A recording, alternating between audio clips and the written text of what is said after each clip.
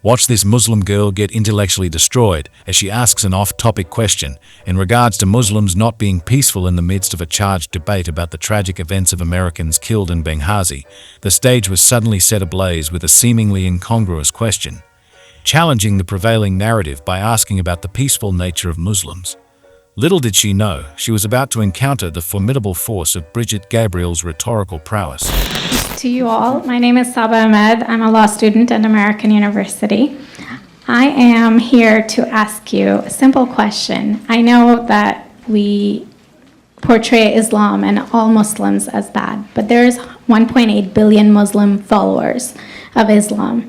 We have 8 million plus Muslim Americans in this country, and I don't see them represented here. But my question is, how can we fight an ideological war with weapons? How can we ever end this war? The jihadist ideology that you talk about, it's an ideology. How can you ever win this thing if you don't address it ideologically? Great question. I am so glad you're here, and I am so glad you brought that up because it gives us an opportunity to answer. What I find so amazing is since the beginning of this panel, which we are here about Benghazi attack against our people, not one person mentioned Muslims. We are here against Islam, or we're launching war against Muslims. We are here to discuss how 4 Americans died and what our government is doing. We were not here to bash Muslims. You were the one who brought up the issue about most Muslims, not us.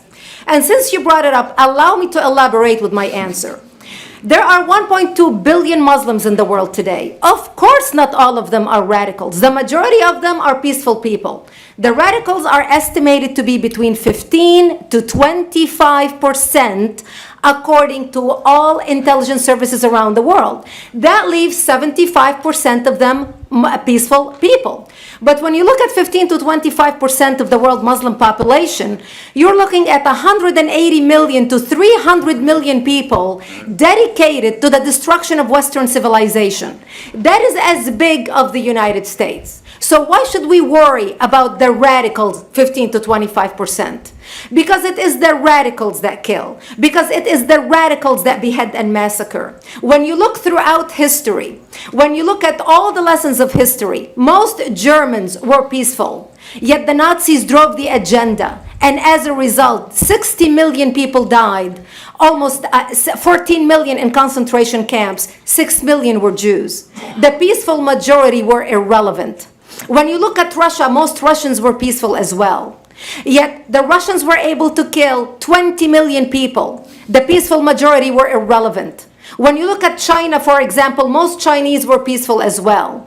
Yet the Chinese were able to kill 70 million people. The peaceful majority were irrelevant. When you look at Japan prior to World War II, most Japanese were peaceful as well. Yet Japan was able to butcher its way across Southeast Asia, killing 12 million people, mostly killed with bayonets and shovels. The peaceful majority were irrelevant. On September 11th in the United States, we had 2.3 million Arab Muslims living in the United States.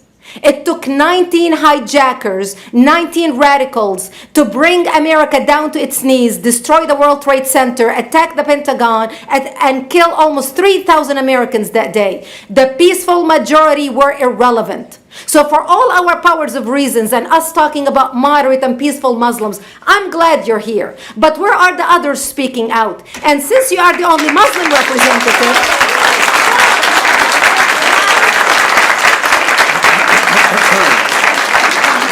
save the applause till the end.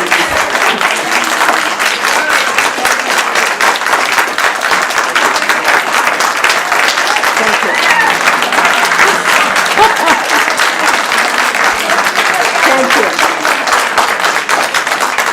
And since you're the only Muslim representative in here, you took the limelight instead of speaking about why our government, and I assume, are you an American? You're an American citizen. So as an American citizen, you sat in this room and instead of standing up and saying a question or asking something about our 4 Americans that died and what our government is doing to correct the problem, you stood there to make a point about peaceful, moderate Muslims. I wish you brought 10 with you to question about how we can hold our government responsible. It is time we take political correctness and throw it in the garbage where it belongs and stop calling it.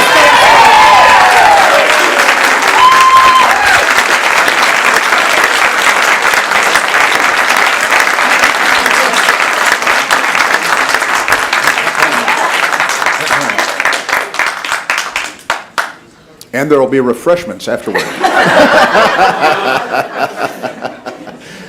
Did you want to respond to the... I think right. I can't follow that. You had a follow-up that you'd... you go ahead. Comment. Thank you for your responses. And I do really hope that other Muslims will start showing up at these conservative forums. But, as a peaceful American Muslim, I would like to think that I'm not that irrelevant. I'm just as much an American, and I'm very deeply saddened about the lives that were lost in Libya. And I hope that we will find justice for their families. But I don't think that this war can ever be won by just the military. You have to you have to bring Muslims to the table to address this. I think So everyone thank you. agrees that it can't be won Everybody just agrees with militarily, that. and I think that everyone has said that. You tell me who the head of the Muslim peace movement is? I guess it's me right now, so thank you. As we reflect on this exchange, let it be a reminder that effective dialogue requires not only the courage to ask probing questions, but also the skill to navigate through the intricacies of the conversation. In a world where discussions often veer off course, the art of debate lies not only in posing challenges, but in the thoughtful and deliberate effort to address them.